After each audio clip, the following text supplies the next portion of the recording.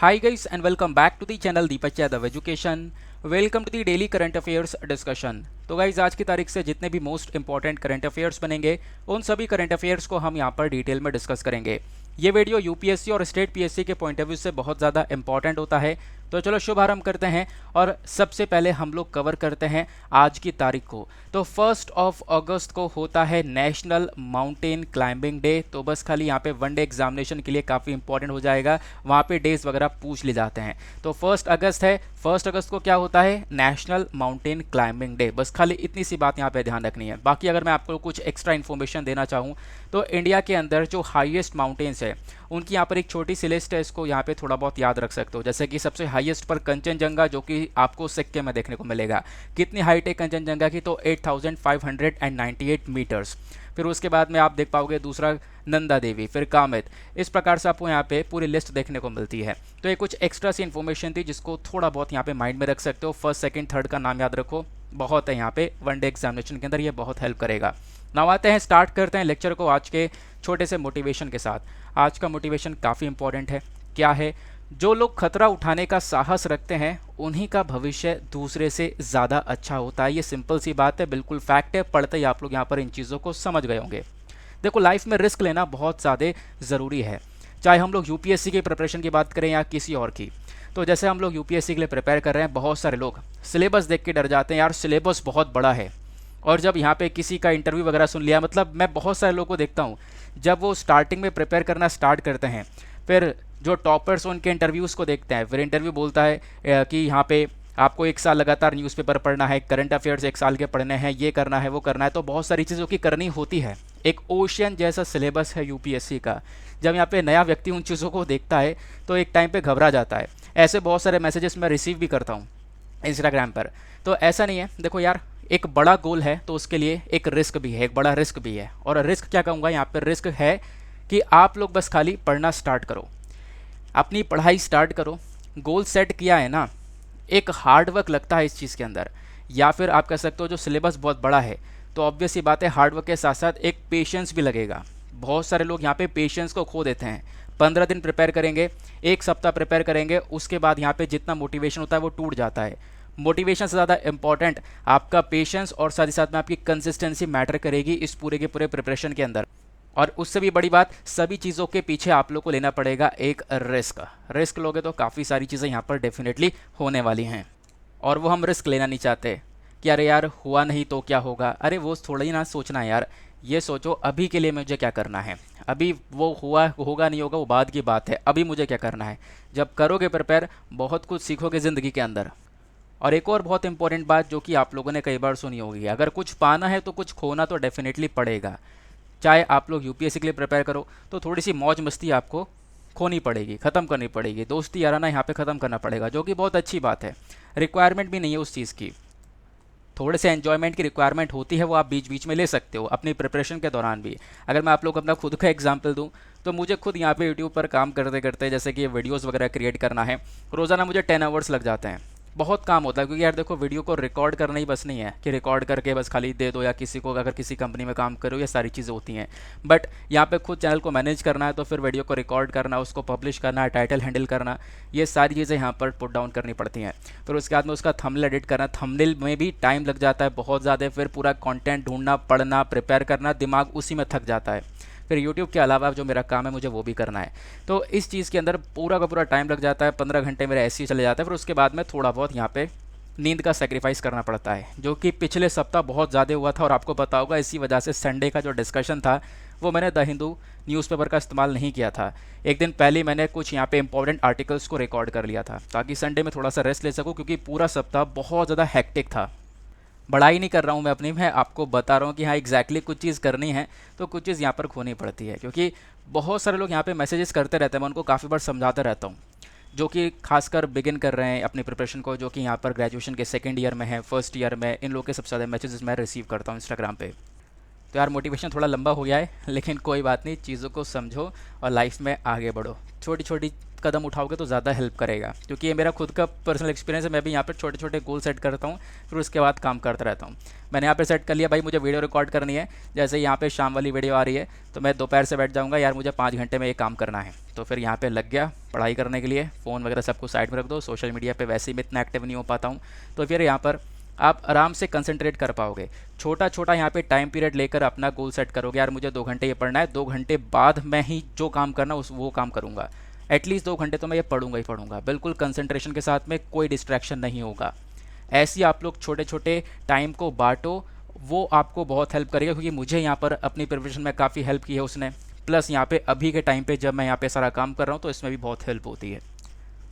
बहुत सारे लोग यहाँ पे जॉब वर्कर्स हैं जो कि यहाँ पे अभी जॉब पर जा रहे हैं, फिर उसके बाद वो लोग पूछते हैं कि सर मैं यूपीएससी की प्रिपरेशन करना चाहता हूँ, लेकिन यहाँ पे जॉब छोड़नी पड़ेगी क्योंकि मुझे जॉब में बहुत टाइम लग जाता है, 10 घंटे की जॉब है, तो या फिर कहना या एक रिस्क रहेगा मेरे लिए। तो कोई बात नहीं, रिस्क ले सकते हैं, एक छोटा सा रिस्क ले सकते हैं। और जॉब के साथ भी ऐसे प्रिपरेशन हो सकती है अगर हम लोग थोड़ा सा मैनेज करें। अगर आप लोग को 4 आवर्स मिल रहे हैं, एटलीस्ट 4 to 5 आवर्स मिल रहे हैं, तो यहाँ पर उसके बाद भी आप उसमें मैनेज कर सकते हो। अदरवाइज़ यहाँ पर एक छोटा सा रिस्क लेते हो तो डेफिनेटली यहाँ पे एक टेंशन भी रहेगी कि यार मेरे पास जॉब नहीं है, और फिर उसको ऐसे बहुत सारे लोग निकालते भी, ऐसे बहुत सारे लोगों को मैं जानता भी हूँ। चलो आगे आते हैं। वैसे मोटिवेशन लेक्चर आज थोड़ा सा लंबा हो गया है, उसके लिए माफ़ी चाहूँगा। देखो गाइस, इस लेक्चर का जो पीडीएफ है वो आपको टेलीग्राम पर मिल जाएगा। टेलीग्राम पर जाकर आप लोग सर्च बॉक्स में टाइप करना दीपक यादव एजुकेशन, आपको यहाँ पे चैनल मिलेगा, वहाँ से आप लोग इस लेक्चर के पीडीएफ को डाउनलोड कर सकते हो। साथ ही साथ में अगर आप लोग मेरे साथ में इंस्टाग्राम पे कनेक्ट हो सकते हो तो फिर ज़रूर हो, दीपक यादव एजुकेशन टाइप करना, आपको मेरा प्रोफाइल मिलेगा, वहाँ पे 7000 प्लस फॉलोवर्स हैं, आप भी कनेक्ट हो सकते हो। स्टार्ट करते हैं फर्स्ट आर्टिकल से। फर्स्ट आर्टिकल जो कि बहुत ज़्यादा इंपॉर्टेंट होने वाला है, यहाँ पे चर्चा की गई है फॉरेन डायरेक्ट इन्वेस्टमेंट के बारे में। अब देखो, अगर मैं आप लोगों से बोलूँ कि इस आर्टिकल को आप अपने यूपीएससी के कौन से जीएस पेपर से रिलेट कर पाओगे, तो बहुत सारे लोग तो यहाँ पे इसको करेक्ट कर चुके होंगे, क्योंकि काफ़ी बार आप लोग पढ़ रहे हो, मेरे साथ में सिलेबस भी पढ़ रहे हो। तो सिंपल सी बात है, इन्वेस्टमेंट के बारे में पढ़ रहे हैं, एफडीआई के बारे में पढ़ रहे हैं, तो बेसिकली यहाँ पर ये article simply GS paper 3 economics से रिलेट हो जाएगा, फॉरेन डायरेक्ट इन्वेस्टमेंट। अच्छा, ये इस आर्टिकल को पीआईबी के अंदर कवर किया गया है।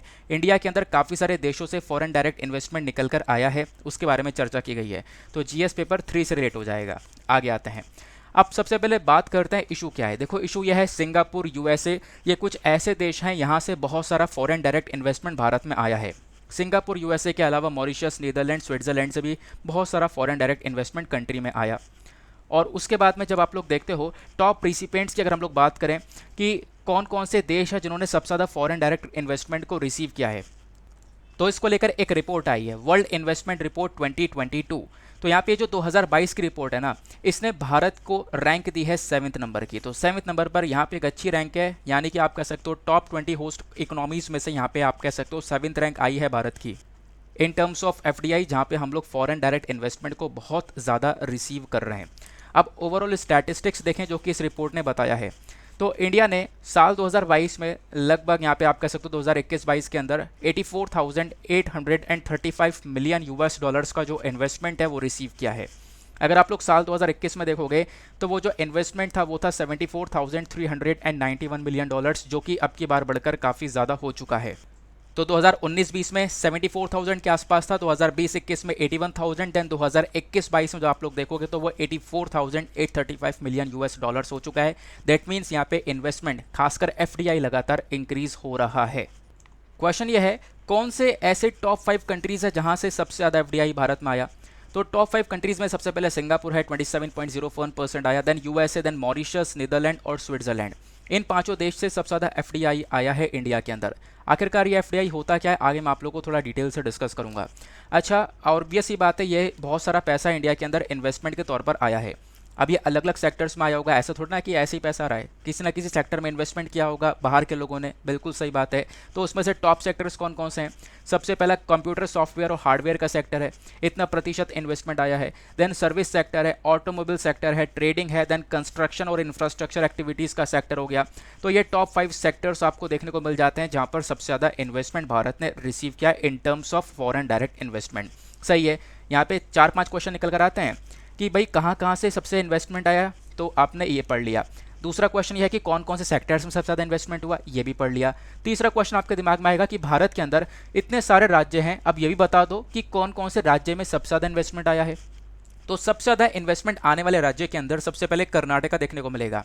यहाँ पे इसका परसेंटेज लिखा है, परसेंटेज याद रखने की ज़रूरत नहीं है। देन कर्नाटका के बाद देन महाराष्ट्र, दिल्ली, तमिलनाडु और हरियाणा, ये कुछ ऐसे प्लेसेस हैं जहाँ पे सबसे ज़्यादा एफडीआई आया है। क्लियर हो गया। आगे आते हैं। देखो यहाँ पे इंडिया के साथ साथ ना और भी देश जैसे बांग्लादेश हमारा पड़ोसी देश है, उसके अंदर भी बहुत सारा एफडीआई आया है। अब सर क्वेश्चन ये आता है कि FDI that is foreign direct investment होता क्या है। देखो सिंपल सी बात है, एफडीआई एक इन्वेस्टमेंट है जो कि बाहर के देश का व्यक्ति हमारे कंट्री में कर रहा है, इसको हम लोग एफडीआई बोलते हैं। और आपने काफ़ी बार देखा होगा एफडीआई फॉरेन डायरेक्ट इन्वेस्टमेंट और एफपीआई फॉरेन पोर्टफोलियो इन्वेस्टमेंट, दोनों के बीच में यहाँ पे डिफरेंस पूछ लिया जाता है। तो क्या होता है उसको समझते हैं। तो एफडीआई मैंने आप लोगों को बताया, फॉरेन डायरेक्ट इन्वेस्टमेंट क्या है कि ये बड़े बड़े जो लोग हैं वो यहाँ पे इंडिया के अंदर इन्वेस्टमेंट कर रहे हैं। अब जब यहाँ पे इंडिया के अंदर इन्वेस्टमेंट करते हैं ना, तो बेसिकली अपना जॉइंट वेंचर खोलने के लिए, अपना बिजनेस पूरा बढ़ाने के लिए वो यहाँ पे इन्वेस्टमेंट कर रहे हैं। यानी एक फिक्सेबल इन्वेस्टमेंट होता है यहाँ पर, ठीक है ना, एफडीआई के अंदर में। तो एफडीआई के अंदर मान लो सपोज किसी ने बाहर से इन्वेस्टमेंट किया है हमारे किसी कंपनी के अंदर, तो कंपनी का एक बहुत बड़ा कंट्रोल इस व्यक्ति के पास में चले जाएगा। क्लियर हो गया। लेकिन एफपीआई में क्या होता है, फॉरेन पोर्टफोलियो इन्वेस्टमेंट में यहाँ पे जो इन्वेस्टर होता है बाहर का, उसको इतनी टेंशन नहीं होती है, वो हमारे स्टॉक मार्केट और बॉन्ड्स वगैरह में इन्वेस्टमेंट करता है कि ताकि वो बस खाली रिटर्न ले सके। लेकिन यहाँ पे कोई एफडीआई वाला व्यक्ति होता है जो बाहर से डायरेक्ट इन्वेस्टमेंट करता है, तो यहाँ पे उसके पास भी एक जिम्मेदारी होती है, वो भी यहाँ पे कंपनी का एक ओनर बना हुआ है, काफ़ी कुछ यहाँ पे उसके साथ में शेयर किया जाता है, ठीक है ना। वो भी यहाँ पे ओवरऑल कंपनी को कहीं ना कहीं एक तरीके से हैंडल कर रहा है, जो एफडीआई वाला व्यक्ति होता है। लेकिन एफपीआई फॉरेन पोर्टफोलियो इन्वेस्टमेंट के अंदर वो यहाँ पर इन्वेस्टमेंट कर रहा है। सिंपल सी बात है, उसका इन्वेस्टमेंट जो है म्यूचुअल फंड, किसी भी चीज़ में, स्टॉक मार्केट वगैरह में हो सकता है। और इन्वेस्टमेंट करने का मकसद है कि वो यहाँ पे उससे थोड़ा सा प्रॉफिट कमा सके, गेन्स कर सके। क्लैरिटी मिल गई है। एफडीआई दैट इज एफपीआई दोनों क्या होते हैं। आगे आते हैं। अब यहाँ पर आप देख पाओगे, मैंने आपको बता दिया है कि एफडीआई क्या होता है, ये चीज़ें यहाँ पर आपको लिखित में मिल जाएंगी। तो जब हम लोग बात करते हैं कि जो एफडीआई होता है, अब मान लो किसी कंपनी में यहाँ पे फॉरेन डायरेक्ट इन्वेस्टमेंट आया, तो बहुत भारी भरकम इन्वेस्टमेंट आया है और एफडीआई वाले का व्यक्ति का जो कंट्रोल है वो भी हो जाता है बिजनेस के ऊपर। लेकिन जो एफपीआई होता है that is foreign portfolio investment, वो यहाँ पे फॉरेन पोर्टफोलियो इन्वेस्टमेंट में कोई भी कंट्रोल बिजनेस के ऊपर नहीं होता है, सिर्फ वो स्टॉक्स को परचेज कर रहा है या कंपनी के बॉन्ड्स वगैरह, शेयर्स वगैरह को परचेज कर रहा है, दैट्स इट। क्लियर हो गया। तो ये बात यहाँ पे आपको लिखित में भी मिल चुकी है। अब एफडीआई की बात करें स्पेशली हम लोग, तो एफडीआई आता कैसे भारत में, ठीक है, कौन इन्वेस्टमेंट कर रहा है। तो दो तरीके से यहाँ पे रास्ते हैं एफडीआई के आने के, एक होता है ऑटोमेटिक रूट और दूसरा होता है गवर्नमेंट रूट। ऑटोमेटिक रूट में यहाँ पे क्या होता है, कोई भी परमिशन की जरूरत नहीं पड़ती है, वेरी इंपॉर्टेंट। उसके बाद यहाँ पे गवर्नमेंट रूट के अंदर क्या होता है, एक अप्रूवल और एक लाइसेंस लेना होता है। तो यहाँ पे मैंने आपको बता दिया फॉरेन डायरेक्ट इन्वेस्टमेंट के दो रास्ते हैं इंडिया के अंदर आने के, एक ऑटोमेटिक रूट होता है। ऑटोमेटिक रूट के अंदर यहाँ पे कोई भी बाहर से अगर जो इन्वेस्टमेंट कर रहा है हमारे देश में, उसको कोई भी अप्रूवल की ज़रूरत नहीं है, कोई भी रिजर्व बैंक ऑफ इंडिया के अप्रूवल की आवश्यकता वगैरह यहाँ पे नहीं पड़ती है। लेकिन एक दूसरा तरीका होता है, वो है गवर्नमेंट रूट। अब यहाँ पे क्या होता है, कोई भी बाहर की एंटिटी है, बाहर की कंपनी जो भी इन्वेस्टमेंट कर रही है भारत के अंदर में, तो उसको पहले हमारे सरकार से अप्रूवल लेना होगा, देन उसके बाद में पूरे डॉक्यूमेंटेशन के बाद में जाकर वो हमारे कंट्री में इन्वेस्टमेंट कर पाएगा। ये होता है गवर्नमेंट रूट। क्लियर हुआ। आगे आते हैं। तो एफडीआई के बारे में जान लिया। अब सरकार ना बहुत सारे स्टेप उठा चुकी है इस एफडीआई को बूस्ट करने के लिए ओवरऑल, क्योंकि एफडीआई कंट्री में आएगा, बाहर से इन्वेस्टमेंट आएगा, उसके काफ़ी सारे बेनिफिट्स हैं हमारे कंट्री में, इकोनॉमिक ग्रो होगी, एम्प्लॉयमेंट जनरेशन होगा, बिजनेसेस ग्रो होंगे, ओवरऑल यहाँ पे जीडीपी के अंदर ग्रोथ होगी, बहुत सारी चीज़ों के अंदर डेवलपमेंट होगा जब बाहर से एफडीआई आएगा। तो सरकार ने पूरी तरह से कोशिश किया है इस एफडीआई को बूस्ट करने के लिए।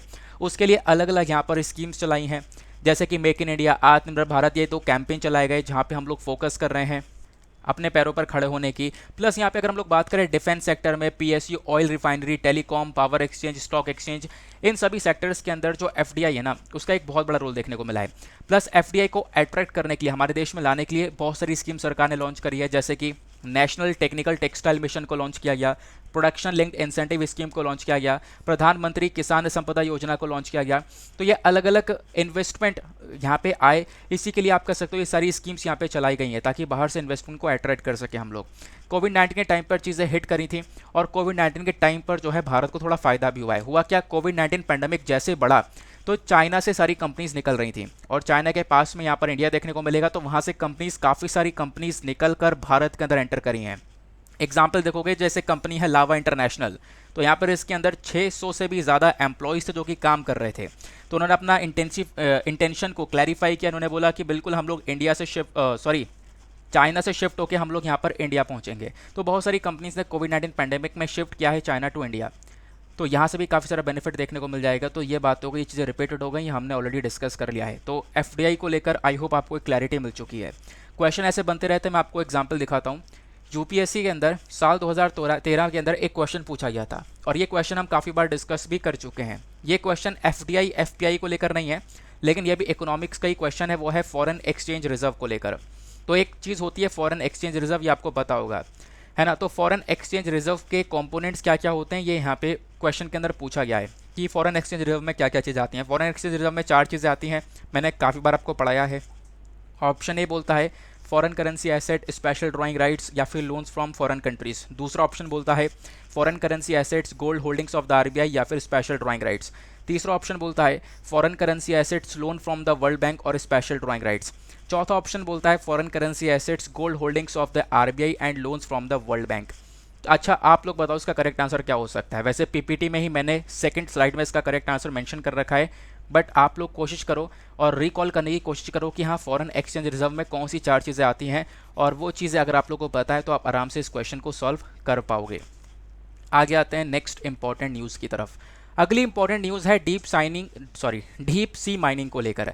तो समुद्र के खनन के बारे में चर्चा की जा रही है। देखो, आगे बढ़ने से पहले यार वीडियो पे जो लाइक का बटन है उसको दबा देना। आप लोग भूल भी जाते हो पढ़ते पढ़ते, ऐसा होता रहता है, बट मेक श्योर करो लाइक का बटन दबा के सपोर्ट करो इस चैनल को और इस वीडियो को।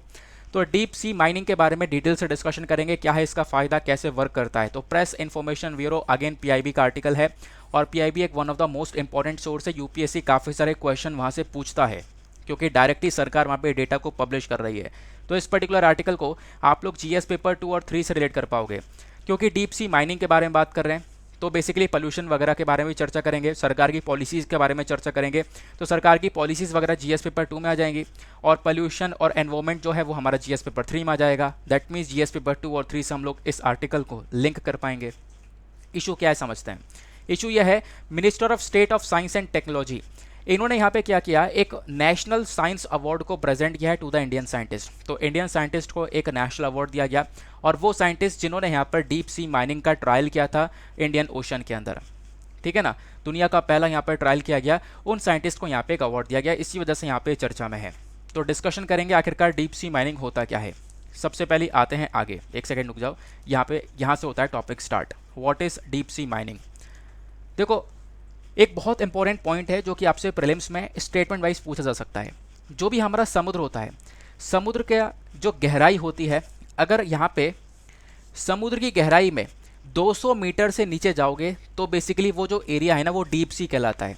The part of the ocean that lies below a depth of 200 metres, यहाँ पे समुद्र है, समुद्र के अंदर की जो गहराई है 200 मीटर के गहराई के बाद वाला जो हिस्सा होगा ना वो गहरा एरिया कहलाता है, गहरा समुद्र कहलाता है, ठीक है ना। तो बेसिकली वो यहाँ पर डीप सी वाला पोर्शन कहलाता है, और वहीं पे उसी वाले एरिया से मिनरल्स को एक्सट्रैक्ट करना, क्योंकि समुद्र के अंदर बहुत सारे मिनरल्स हैं, और अगर हम लोग समुद्र के अंदर जाएंगे 200 मीटर के बाद वाला जो एरिया है वहाँ से मिनरल्स को निकालेंगे, और मिनरल्स को निकालने के लिए उस एरिया का खनन किया जाएगा, उसी को हम लोग बोलते हैं डीप सी माइनिंग।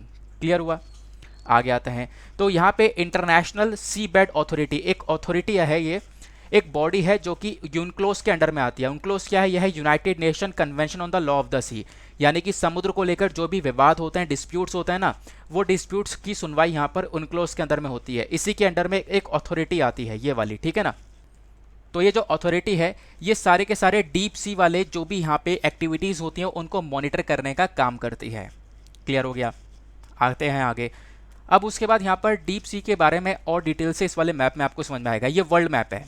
अब वर्ल्ड मैप में इधर इंडिया हो जाता है, इधर ये अफ्रीका हो जाता है, और इधर यहाँ पे अमेरिका देखने को मिलेगा, नीचे साउथ अमेरिका देखने को मिल जाएगा, ऊपर कनाडा वगैरह ये सारे एरियाज देखने को मिल जाएंगे।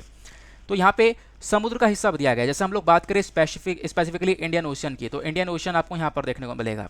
इंडियन ओशन में आपको पॉलीमेटेलिक नोड्यूल्स बहुत सारे देखने को मिलते हैं। इस वाले एरिया में हम लोग यहाँ से एक तरीके से इन चीज़ों को निकालते हैं, और यहाँ पे हमारी सरकार का एक बहुत बड़ा कंट्रोल आता है इंडियन ओशन के अंदर।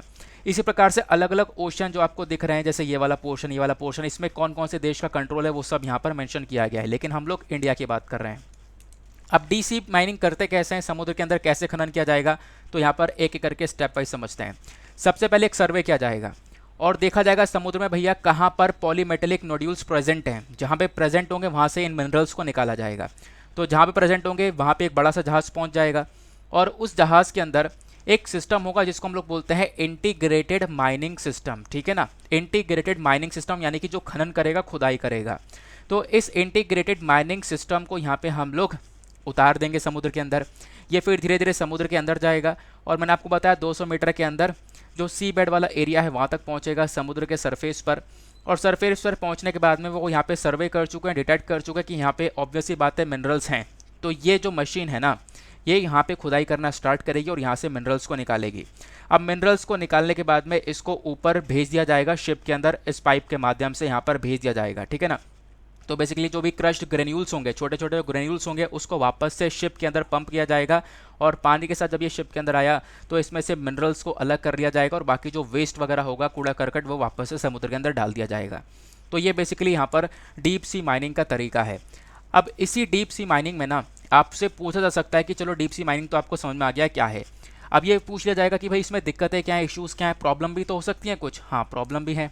जैसे सबसे पहली चीज़ क्या है, ये हमारे मैरिन डाइवर्सिटी को, इकोसिस्टम को बुरी तरह से हार्म कर सकती है। जो समुद्र वाला स्तर है भाई, आप वहाँ पे खुदाई करने गए हो, बहुत सारे जानवर हैं, प्लांट्स है, बहुत कुछ है, तो वो सब यहाँ पर क्या करेगा, यहाँ पे वो सारी चीज़ें डैमेज होने लगेंगी। तो वहाँ पे आप खुदाई करोगे ओशन की, मशीन से खुदाई कर रहे हो, तो इससे जो नेचुरल हैबिटेट है वो बर्बाद होगा, वो डिस्ट्रॉय होगा।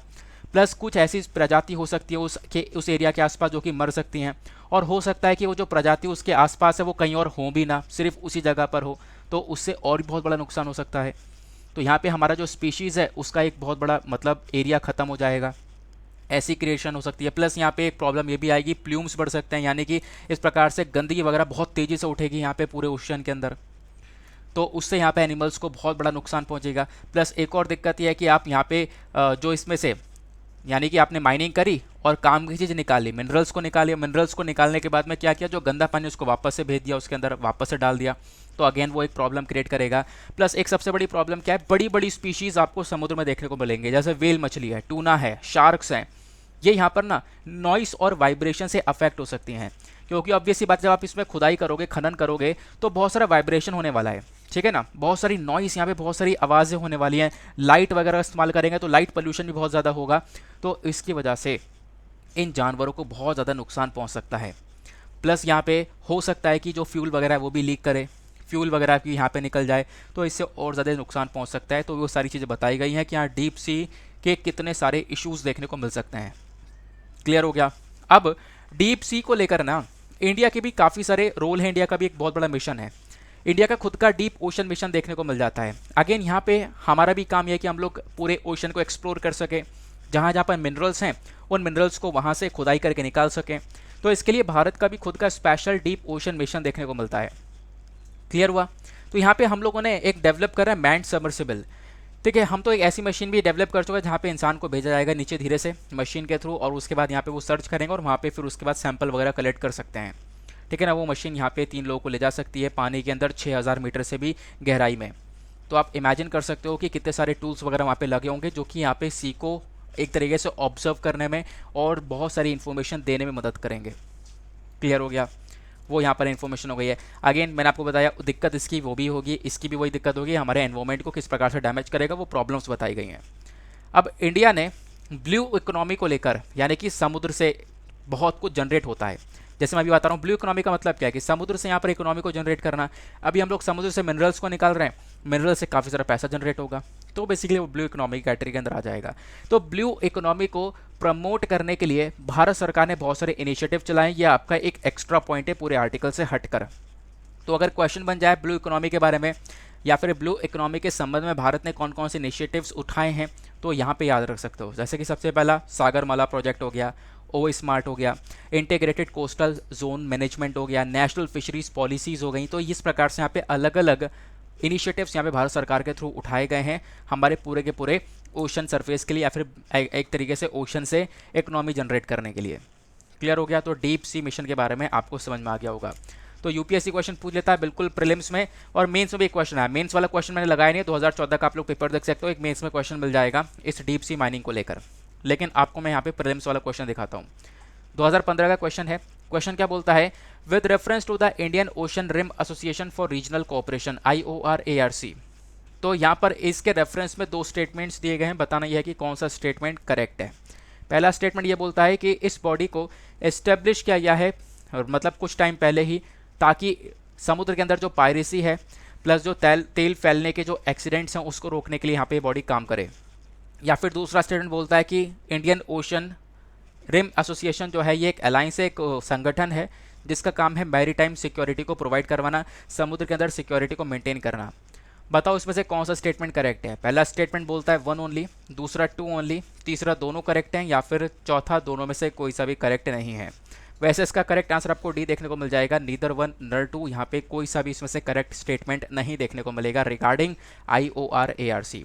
तो IOR-ARC के बारे में चर्चा आर्टिकल में नहीं की गई है, लेकिन मैं आपको बता रहा हूँ कि ओशन से संबंधित जो बॉडीज़ हैं उसको लेकर भी यहाँ पर क्वेश्चन बन जाते हैं।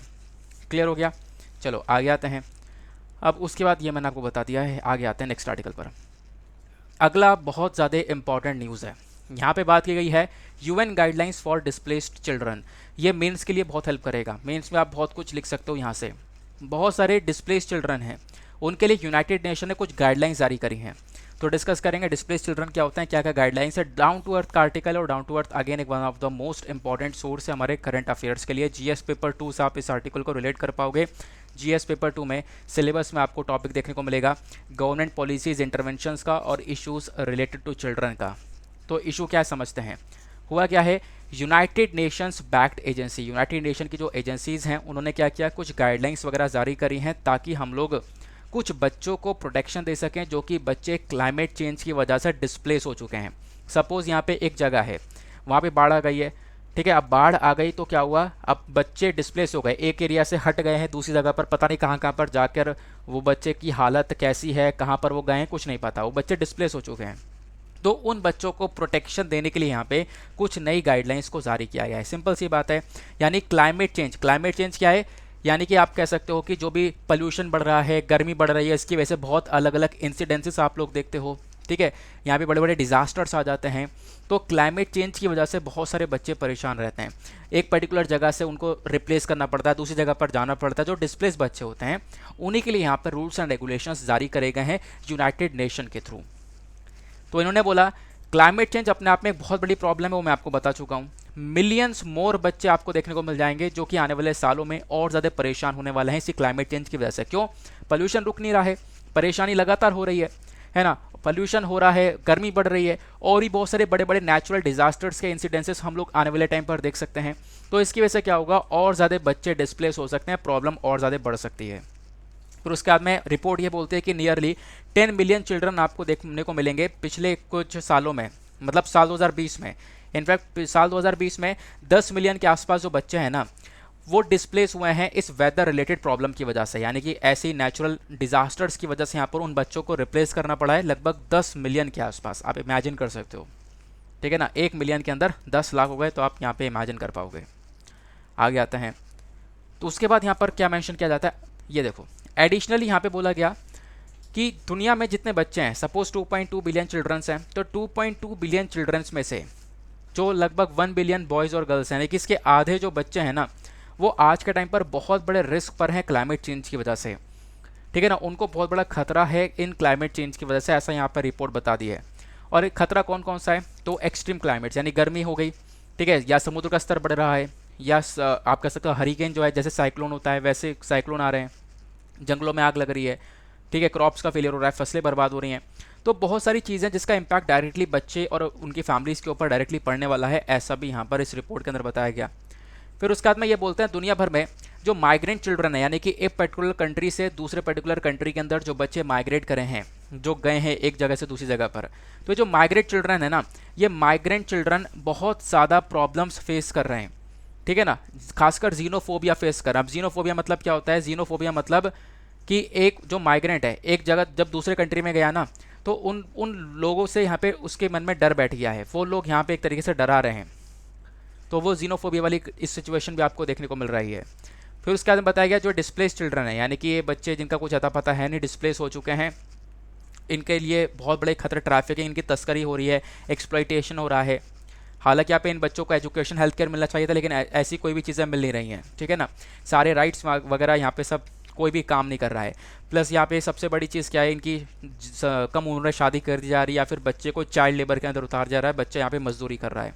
तो ये सारी प्रॉब्लम्स यहाँ पे फेस कर रहे हैं डिस्प्लेस चिल्ड्रन।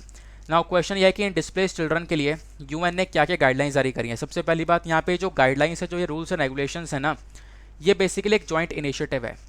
मतलब कि यहाँ पे International Organization for Migration, UNICEF, Georgetown University और यूनाइटेड नेशन यूनिवर्सिटी, तो इन सभी ऑर्गेनाइजेशंस ने मिलकर यहाँ पे कुछ गाइडलाइंस वगैरह जारी करी हैं। और ये जो गाइडलाइन है ना, ये सभी बच्चों को कवर कर रही हैं, internal as well as cross border migration, यानी कि एक कंट्री के अंदर बच्चे अगर डिस्प्लेस हो रहे हैं या फिर एक देश से दूसरे देश में बच्चे जा रहे हैं वो डिस्प्लेस हो रहे हैं, तो सभी बच्चों को यहाँ पे कवर किया जा रहा है। इस पर्टिकुलर गाइडलाइन के अंदर ऐसा मेंशन किया गया। इस गाइडलाइन में 9 प्रिंसिपल्स मेंशन किए गए हैं, जहाँ पे बच्चों की किन किन चीज़ों के ऊपर ध्यान रखा जाएगा। राइट बेस्ड अप्रोच रहने वाला है, बच्चों के इंटरेस्ट के ऊपर ध्यान दिया जाएगा, accountability, awareness and participation in decision making, family unity, उसके बाद प्रोटेक्शन, सेफ्टी, सिक्योरिटी को लेकर काम किया जाएगा, एक्सेस टू एजुकेशन, एजुकेशन दी जाएगी, हेल्थ केयर दिया जाएगा, नॉन डिस्क्रिमिनेशन, कोई भेदभाव नहीं हो, नेशनलिटी की जागरूकता दी जाएगी। तो बेसिकली यहाँ पे जो नॉन प्रिंसिपल्स है, इसके ऊपर यहाँ पे ये काम करने वाले हैं। 9 प्रिंसिपल्स के बेसिस पर इन बच्चों को टैकल करने वाले हैं, इन बच्चों को यहाँ पे हेल्प करने वाले हैं। क्लियर हो गया। नाउ यूनाइटेड नेशन जो कन्वेंशन है बच्चों के राइट्स के लिए, वो क्या बोलता है, इसको समझते हैं। ये United Nation Convention on the rights of the children जो है ना, एक ट्रीटी है जिसको अडॉप्ट किया गया था यूनाइटेड नेशन जनरल असेंबली के थ्रू 1989 में। अब यहाँ पे ये बच्चों की मदद करता है। बच्चे जिनकी 18 साल से कम उम्र है वो बेसिकली एज अ बच्चा कंसीडर किया जाता है, एज अ चिल्ड्रन कंसीडर किया जाता है। तो इनके लिए यहाँ पे ये जो ट्रीटी ना, ये बोलती है कि इन बच्चों के पास में civil, political, economic, social, cultural rights होने चाहिए सभी बच्चों के पास में। कोई रेस, रिलीजन, एबिलिटीज़ को लेकर कोई भेदभाव ना हो, सभी राइट्स का हक यहाँ पर इन बच्चों के पास में होना चाहिए। इन बच्चों को यहाँ पे राइट टू एजुकेशन मिले, ठीक है ना, और बच्चों को यहाँ पे रेप से या सेक्सुअल एक्सप्लॉयटेशन से बचाया जाए। इन सब चीज़ों को लेकर यूनाइटेड नेशन का कन्वेंशन काम करता है। क्लियर हो गया। अब यहाँ पे आपका क्वेश्चन होगा, ये गाइडलाइंस की ज़रूरत क्या थी। बिल्कुल गाइडलाइन की ज़रूरत थी, क्योंकि पता है सिचुएशन यह है कि करंट टाइम पर कोई भी ग्लोबल पॉलिसी है ही नहीं, कोई भी यहाँ पर नीति या फिर रूल्स एंड रेगुलेशन है ही नहीं जो कि बच्चों के राइट्स के लिए बात करे, बच्चे के ज़रूरत के लिए बात करे। खासकर अगर क्लाइमेट चेंज से बच्चा यहाँ पर सफ़र किया है, एक जगह से वो डिस्प्लेस हो चुका है, तो उस बच्चे की हेल्प की जाए, ऐसा यहाँ पे कोई गाइडलाइन है ही नहीं। तो इसी वजह से अब गाइडलाइन है नहीं, तो ऑब्वियस सी बात है गाइडलाइंस की यहाँ पे आवश्यकता थी, सख्त आवश्यकता थी। और क्लाइमेट चेंज अपने आप एक प्रॉब्लम बन रही है, आने वाले टाइम पे प्रॉब्लम बढ़ती जा रही है, तो इसके लिए भी हम लोग को ज़रूरत है। तो ये तो आपने ओवरऑल करंट इशू पढ़ लिया, मेंस के लिए कुछ पॉइंट्स आपको यहाँ पे मिल जाएंगे। अब यहाँ पे देखो बात ये आती है कि क्लाइमेट चेंज की वजह से जो बच्चे अफेक्ट हो रहे हैं उसको लेकर हमारे दुनिया में और क्या क्या हो रहा है, तो उसको लेकर यहाँ पे एक इंडेक्स आता है, चिल्ड्रंस क्लाइमेट रिस्क इंडेक्स, यानी क्लाइमेट की रिस्क की वजह से कौन कौन से बच्चे के ऊपर कहाँ पर कितना इम्पैक्ट पड़ा है। एक इंडेक्स आता है ये हर साल, तो इसके अंदर आप देखोगे तो बहुत सारे देशों के अंदर बच्चों की बहुत बुरी हालत है। एनवायरमेंटल शॉक की वजह से, साइक्लोन, गर्मी, बाढ़, इन सब चीज़ों की वजह से बच्चों के बहुत बुरे हालत हैं। ऐसे यहाँ पे एक इंडेक्स देखने को मिलता है। दूसरा यहाँ पर एक और इंडेक्स आता है, वो है Notre Dame global adaptation initiative index. ये जो इंडेक्स है ना, ये भी यहाँ पर यही दिखाता है कि बच्चे कितना ज़्यादा सफ़र कर रहे हैं क्लाइमेट चेंज से, ठीक है ना, क्लाइमेट चेंज से कितना ज़्यादा सफ़र कर रहे हैं। और क्लाइमेट चेंज की वजह से जब वो डिस्प्लेस हो जाता है ना, तो एक तरीके से उनकी तस्करी होना, चाइल्ड लेबर के अंदर आ जाना, एजुकेशन ना मिलना, ठीक है ना, उनके लिए कोई अपॉर्चुनिटीज़ ना खुलना, कोई भीख मांग रहा है, ठीक है, तो ये कोई बीमार पड़ा है, वो बीमारी है लंबे समय तक, बहुत सारे इश्यूज़ यहाँ पर देखने को मिल रहे हैं। तो उसको लेकर भी एक इंडेक्स आता है, तो यानी कि बच्चों के लिए एक इंडेक्स आता है, तो वो आप लोग यहाँ पर देख पाओगे।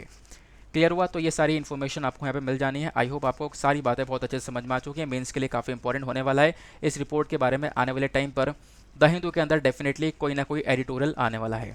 नेक्स्ट इंपॉर्टेंट न्यूज़, अब ये जो अगली न्यूज़ है ये बात करता है social security for unorganised workers के लिए। अभी हम लोगों ने यहाँ पे बच्चों के लिए पढ़ा, अब हम लोग बात करने वाले हैं अनऑर्गेनाइज्ड वर्कर्स के लिए।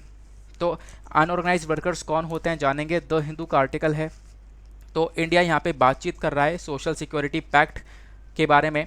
यूएसए यूके के साथ में एक सोशल सिक्योरिटी पैक्ट किया जा रहा है, ये अग्रीमेंट किया जा रहा है, जिसके बेसिस पर हम लोग अपने अनऑर्गेनाइज्ड वर्कर्स का ध्यान रखेंगे, ठीक है ना।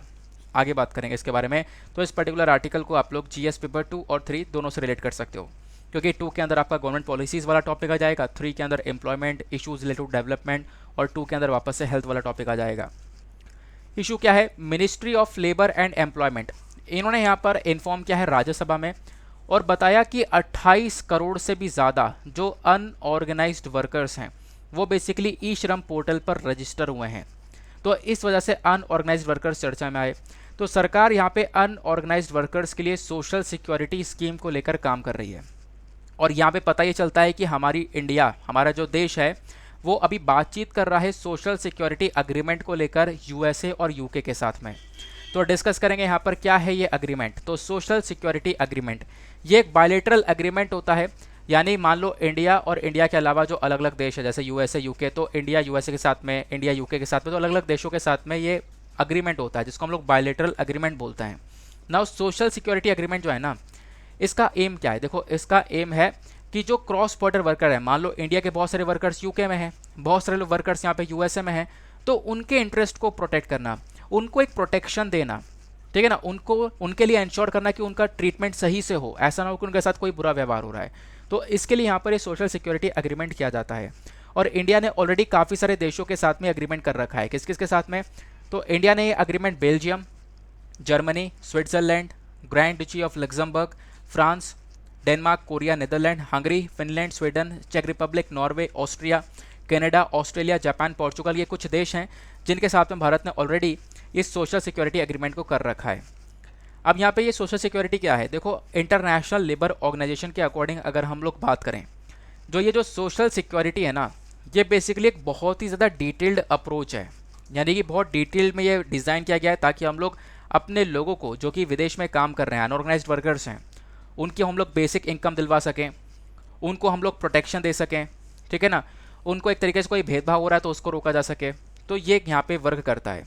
अब इस सोशल सिक्योरिटी के एलिमेंट्स क्या क्या हैं? सबसे पहली बात, ये जो व्यक्ति रह रहा है ना, उसके right to standard of living के बारे में बात करता है। उस व्यक्ति को यहाँ पे उसके पास में राइट टू फूड है, right to clothing, right to housing, right to medical care, ये सारी यहाँ पर इंपॉर्टेंट चीज़ हैं, उसको मिलनी चाहिए। ये सारी चीज़ें यहाँ पर इंश्योर की जाती हैं इस चीज़ के अंदर। उस व्यक्ति को यहाँ पे प्रॉपर इनकम मिले, ठीक है ना, यहाँ पे कोई व्यक्ति बीमार है, ठीक है, या फिर वो काम करने योग्य नहीं है, या विधवा हो चुकी हैं, या ओल्ड एज हो चुकी है, तो उन व्यक्ति को भी यहाँ पर कुछ ना कुछ यहाँ पे सपोर्ट मिलना चाहिए। राइट टू इनकम सिक्योरिटी के लेकर ये चर्चा करता है। कौन? Social security scheme. तो सोशल सिक्योरिटी की ज़रूरत क्या है ये मैंने आपको बता दिया। सॉरी, सोशल सिक्योरिटी क्या है ये मैंने आपको बता दिया। अब इसकी ज़रूरत क्या है इसको समझते हैं। ज़रूरत इसलिए क्योंकि जो इनफॉर्मल वर्कर्स हैं ना, इनफॉर्मल वर्कर्स जो कि एक तरीके से अनरजिस्टर्ड वर्कर्स हैं, जिनकी नौकरी कोई पक्की नहीं, कभी भी जा सकती है, ऐसे ही वो काम कर रहे हैं। तो जो इनफॉर्मल वर्कर्स है रूरल और अर्बन एरियाज़ में, शहर वाले और गांव वाले एरियाज़ में जो आपको वर्कर्स देखने को मिलेंगे, वो काफ़ी बुरी तरह से हिट हो चुके हैं कोविड-19 पैंडेमिक की वजह से। कोविड-19 पैंडेमिक की वजह से ऑलरेडी काफ़ी सारे लोगों की जॉब जा चुकी है। इनफैक्ट अगर हम लोग पीरियोडिक लेबर फोर्स सर्वे के अकॉर्डिंग बात करें तो 90% जो वर्कर्स हैं वो इनफॉर्मल वर्कर है, जिनकी जॉब बिल्कुल भी पक्की नहीं है। तो आप इमेजिन कर सकते हो कि अगर मान लो 465 मिलियन वर्कर्स है, तो जिसमें से 419 मिलियन वर्कर्स जो है इनफॉर्मल सेक्टर के अंदर काम कर रहे हैं। और कोविड-19 की वजह से हमारे देश भर में, दुनिया भर में जो बेरोज़गारी है वो और ज़्यादा बढ़ी है। जॉब लो की गई हैं, बेरोज़गारी बढ़ी है, न्यूट्रिशन अच्छा नहीं मिल पाया है, हेल्थ ख़राब हुई है, एजुकेशन नहीं मिल पाई है, ये सारी प्रॉब्लम्स यहाँ पर इन वर्कर्स को देखने को मिली है। क्लियर हुआ? तो इन सब वर्कर्स को यहाँ पे प्रोटेक्शन दी जाए, इसके लिए यहाँ पर ये जो स्कीम है ये काम कर रही है। इनफैक्ट इनफॉर्मल सेक्टर वर्कर्स को कोई सपोर्ट नहीं मिलता। जैसे इनको यहाँ पे बहुत कम वर्कर्स आपको देखने को मिल जाएंगे जिनको लाइफ इंश्योरेंस स्कीम के अंदर कवर किया गया है, या फिर हेल्थ इंश्योरेंस स्कीम के अंदर कवर किया गया है, या फिर उनको पेंशन मिल रही है। ऐसे बहुत कम वर्कर्स हैं। तो यहाँ पे इन सभी वर्कर्स को एक सपोर्ट देने की आवश्यकता है। नाउ ये अब हम जो डिस्कस कर रहे हैं ना, ये एक बहुत इंपॉर्टेंट डेटा है। इंडिया के अंदर इनफॉर्मल वर्कर्स का करंट स्टेटस क्या उसको समझते हैं। इंडिया के अंदर इनफॉर्मल वर्कर्स कहाँ पर स्टैंड करते हैं। पहला पॉइंट, लगभग आप कह सकते हो 94% से भी ज़्यादा, लगभग आप कह सकते हो कि 27.69 करोड़ जो इनफॉर्मल वर्कर्स हैं वो रजिस्टर कर चुके हैं ई श्रम पोर्टल के अंदर। यानी कि कुछ ऐसे वर्कर्स, मतलब ई श्रम पोर्टल वो बात करता है कि इन वर्कर्स को कोई नुकसान पहुंचता है, एक्सीडेंट वगैरह होता है, कोई यहाँ पर चोट वगैरह आती है तो उसके बदले में उनको पैसा दिया जाएगा, या फिर डेथ हो जाती है तो भी पैसा मिलेगा, डेथ हो जाएगी तो ज़्यादा पैसा मिलेगा। तो लगभग 27.69 करोड़ इनफॉर्मल वर्कर्स जो है ना, उन्होंने अपने आप को ई श्रम पोर्टल पर रजिस्टर करवाया, जो कि सरकार ने रिसेंटली जारी किया था। और इसमें ऐसे वर्कर हैं, मतलब आप इमेजिन नहीं करोगे, इन 27.69 करोड़ में से 74% वर्कर्स ऐसे हैं जिनकी इनकम 10,000 रुपये 10,000 से कम है, और बचे कुछ यहाँ पे कुछ वर्कर्स वो हैं जिनकी इनकम 10 से 15,000 है। तो मतलब वर्कर्स, ये बहुत सारे इनफॉर्मल वर्कर्स हैं जो कि बहुत कम रुपए में काम कर रहे हैं। ये भारत के अंदर इनफॉर्मल वर्कर्स का एक स्टेटस देखने को मिलता है। नाउ अब एक बहुत इंपॉर्टेंट क्वेश्चन आता है, सर इतनी बड़ी प्रॉब्लम है अनऑर्गेनाइज्ड वर्कर्स की, इनफॉर्मल वर्कर्स की, तो क्या हम लोग कोई इनिशिएटिव नहीं चला रहे हैं, कोई सपोर्ट नहीं दिया जा रहा है इन वर्कर्स को? तो काफ़ी सारे इनिशिएटिव्स हम लोग चलाते हैं। जैसे कि एक पहला इनिशिएटिव है पीएम जीवन ज्योति बीमा योजना, ये यहाँ पे वर्कर्स को इंश्योरेंस स्कीम के तौर पर प्रोवाइड करवा रहा है। उसके बाद में पीएम सुरक्षा बीमा योजना हो गया। तो इस प्रकार से आप देख पाओगे अलग अलग अटल पेंशन योजना हो गया, ये कुछ यहाँ पर योजना या फिर स्कीम्स हैं जो कि यहाँ पे इन वर्कर्स को हेल्प करती हैं। आयुष्मान भारत पीएम जन आरोग्य योजना हो गया।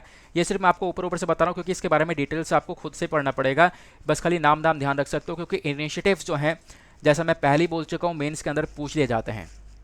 नाउ अगले इंपॉर्टेंट न्यूज़ पर आते हैं। नेक्स्ट इंपॉर्टेंट न्यूज़, यहाँ पे बात की जा रही है एक वॉल्केनो के बारे में। आपको पता होगा रिसेंटली आर्टिकल मैंने कुछ पहले वाली पीपीटी के अंदर लगाया था, लेकिन वहाँ पे डिस्कशन नहीं कर पाया था परसों वाले पीपीटी के अंदर, तो आज मैंने यहाँ पर इसके अंदर इंक्लूड कर दिया क्योंकि आर्टिकल बहुत इंपॉर्टेंट है। तो एक वॉल्केनो चर्चा में, जापान का एक वॉल्केनो है जिसका नाम है सकुराजिमा वॉल्केनो। अब ये क्यों है चर्चा में, आप डिस्कस करेंगे। जीएस पेपर 1 के लिए आर्टिकल इंपॉर्टेंट हो जाएगा। जीएस पेपर 1 में टॉपिक है आपका फिजिकल ज्योग्राफी और वॉल्केनोस का।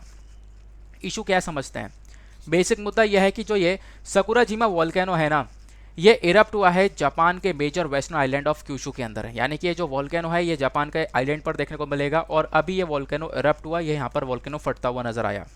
ठीक है, जापान आपको यहाँ पर देखने को मिल जाएगा और ये रहा यहाँ पर सकुराजिमा वॉल्केनो एग्जैक्टली यहाँ पर आगे आते हैं। अब वॉल्केनो के बारे में बात करें इसके बारे में, तो सकुराजिमा लोकेशन देख लेना इंपॉर्टेंट है। तो सकुराजिमा बेसिकली जापान का एक मोस्ट एक्टिव वॉल्केनो है। एक्टिव वॉल्केनो ये एक्टिव है, कभी भी फट सकता है। उसके बाद में यहाँ पर इसका जो हिस्टोरिकल इरप्शन है, पहले भी काफ़ी बार इरप्ट हो चुका है, बहुत खतरनाक इरप्शन हुआ है। ठीक है ना, 1471 से 76 के बीच में, फिर 1914 में ये पहले भी इरप्ट हुआ है। इसका इरप्शन यहाँ पर 8th सेंचुरी से हम लोग देख पा रहे हैं लगातार इरप्शन यहाँ पर हो रहा है और ये वेरी डेंजरस वॉल्केनो की कैटेगरी के अंदर आता है, काफ़ी खतरनाक यहाँ पे माना जाता है। तो यहाँ पे बस खाली नाम ध्यान रखना, कौन से कंट्री से बिलोंग करता है वो ध्यान रखना। अब उसके बाद यहाँ पे इसका बैकग्राउंड पढ़ना है क्योंकि यहीं से क्वेश्चन बनना है। जब आप लोग ज्योग्राफी को देखोगे ना बुक को, तो वहाँ पे वॉल्केनो के बारे में डिटेलिंग से आपको दी जाएंगी।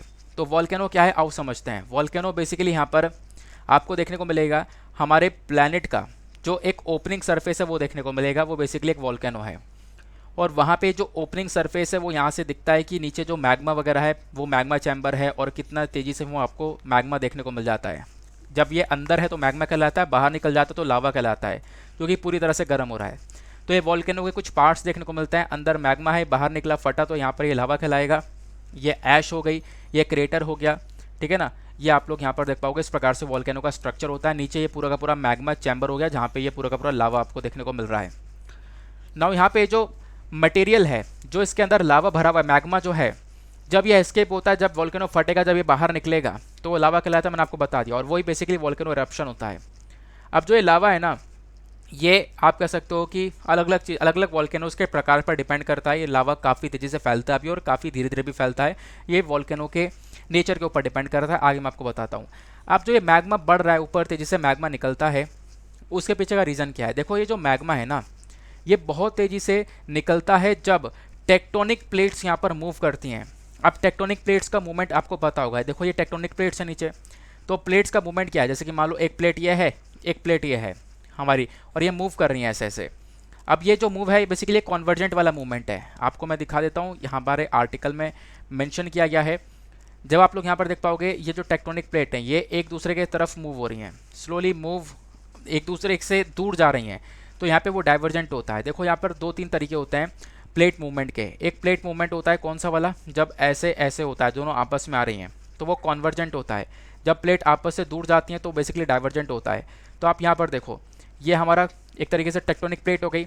अब ये पीछे खींची और ये पीछे खींची, दोनों पीछे हट रही हैं, तो इससे क्या होगा, यहाँ पे ऊपर लावा निकलेगा, तो बेसिकली एक डाइवर्जेंट मूवमेंट देखने को मिलता है। ठीक है ना, तो ये जो बेसिकली टेक्टोनिक प्लेट्स का मूवमेंट है उससे यहाँ पे हम देख पा रहे हैं काफ़ी सारा इरप्शन देखने को मिलता है। वॉल्केनोज जो है वो यहाँ पर बनते भी हैं, मैग्मा जो है ऊपर की साइड आता भी है, तो वो सारी चीज़ें हम लोग को यहाँ पे नज़र आती हैं। क्लियर हो गया। अब वॉल्केनो के देखो अलग अलग प्रकार होते हैं। जैसे यहाँ पर देखो ये टेक्टोनिक प्लेट्स के ऊपर ऑलरेडी एक वीडियो बनाया मैंने थोड़ा और डिटेल से, मैं कोशिश करूँगा उसका लिंक, देखो यार लिंक मिलता बहुत मुश्किल से है, लेकिन पूरी कोशिश करूँगा ढूंढ कर मैं उसका लिंक शेयर कर सकूँ। ठीक है, फिलहाल यहाँ पे आपको अपने NCERTs में या फिर कोई सी बुक उठाओगे ज्योग्राफी की, तो उसके अंदर भी आप लोग को ये देखने को मिल जाएगा। ठीक है, जैसे GC लियोंग हम लोग पढ़ते हैं तो वहाँ भी पूरा का पूरा वॉल्केनोज के बारे में स्ट्रक्चर वगैरह आपको समझाया गया है। नाउ अब प्रकार पढ़ते हैं। वॉल्केनो के प्रकार के बारे में जब हम लोग जानेंगे तो सबसे पहले आता है शील्ड वॉल्केनो। ठीक है ना। शील्ड वॉल्केनो कैसा होता है, तो आप लोग देख पाओगे ये टाइप्स ऑफ वॉल्केनो है। इसमें आपको शील्ड वॉल्केनो ऐसे देखने को मिलेगा, थोड़ा लोअर सा देखने को मिलेगा। उसके बाद एक आता है डोम वॉल्केनो, जिसका डोम थोड़ा ऊपर से बना हुआ है और यहाँ पे लावा थोड़ा निकलता है और थोड़ा धीरे धीरे बहता है। फिर यहाँ पे एक वॉल्केनो आता है कैल्डेरा वॉल्केनो। इस प्रकार से वॉल्केनो के अंदर बहुत बड़ा गड्ढा बन जाता है, ठीक है ना। ये जो इरप्शन होता है और इरप्शन के बाद यहाँ पे जो वॉल्केनो है घुस जाता है नीचे, गड्ढा बन जाता है बहुत बड़ा, ये होता है कैल्डेरा वॉल्केनो, ठीक है ना। तो जो मैग्मा चैम्बर होता है वो खाली होता है और जो वॉल्केनो है बेसिकली यहाँ पर ये कोलैप्स होने लगता है, ये गिरने लगता है नीचे, तो ये कैल्डेरा वॉल्केनो हो गया। फिर आता है कॉम्पोजिट वॉल्केनो, जिसके अंदर बहुत सारी लेयर्स आपको देखने को मिल जाती हैं, बहुत लंबा कोनिकल शेप का होता है। तो ये सारे अलग अलग प्रकार होते हैं। तो जैसे एक स्ट्रेटो वॉल्केनो, जिसकी लंबी सी कोन देखने को मिलती है। एक यहाँ पे कैल्डेरा वॉल्केनो, मैंने आपको बताया कैल्डेरा वॉल्केनो क्या है, ऐसा है और यहाँ पर इसका जो हिस्सा है वो धंस गया है अंदर। तो मैग्मा जो है स्टोर होता है इसके नीचे। अब होता क्या है, बहुत ज़्यादा तेज़ी से जब इरप्शन होता है, बहुत ज़्यादा भयंकर इरप्शन होता है, तो मैग्मा चैम्बर खाली हो जाता है और इसकी जो छत होती है वॉल्केनो की वो टूट जाती है और वो सब यहाँ पर घुस जाती है और एक कटोरे जैसा शेप बन जाता है, जैसा आप लोग यहाँ पर देख पा रहे होंगे। एक कैल्डेरा वॉल्केनो हो गया। तो ये कुछ वॉल्केनोज के प्रकार हैं। अब इंडिया के अंदर कौन कौन से वॉल्केनोज देखने को मिलते हैं उसके बारे में थोड़ा जान सकते हो। What about the volcanoes in India. तो एक है बैरन आइलैंड, अंडमान आइलैंड, ये इंडिया का इकलौता एक्टिव वॉल्केनो देखने को मिलेगा। फिर उसके बाद यहाँ पर आप देख पाओगे नारकोंडम, अंडमान आइलैंड के अंदर है। फिर उसके बाद यहाँ पर है बर्तंग, अंडमान आइलैंड में। देन उसके बाद यहाँ पर डेक्कन ट्रैप। देन उसके बाद यहाँ पर है धिंदोरा हिल्स। देन ढोसी हिल हरियाणा के अंदर। ये कुछ वॉल्केनोज की यहाँ पे चर्चा की गई है इंडिया के अंदर। तो ये यहाँ पे आप लोग थोड़ा बहुत ध्यान रख सकते हो। बाकी वॉल्केनो का नाम ध्यान रखना जो कि अभी रप्ट हुआ है, और इसकी लोकेशन क्या है वो ध्यान रखना, वो आपसे डेफिनेटली पूछा जाएगा। नाउ इसी के साथ में करते हैं हम लोग अपने लेक्चर को समाप्त। आई होप आपको काफ़ी सारी चीज़ें क्लियर हो चुकी हैं और काफ़ी मज़ा भी आया है। मिलते हैं आप लोगों से अगले वीडियो में। आज के लिए bye bye, have a nice day, thank you and जय हिंद।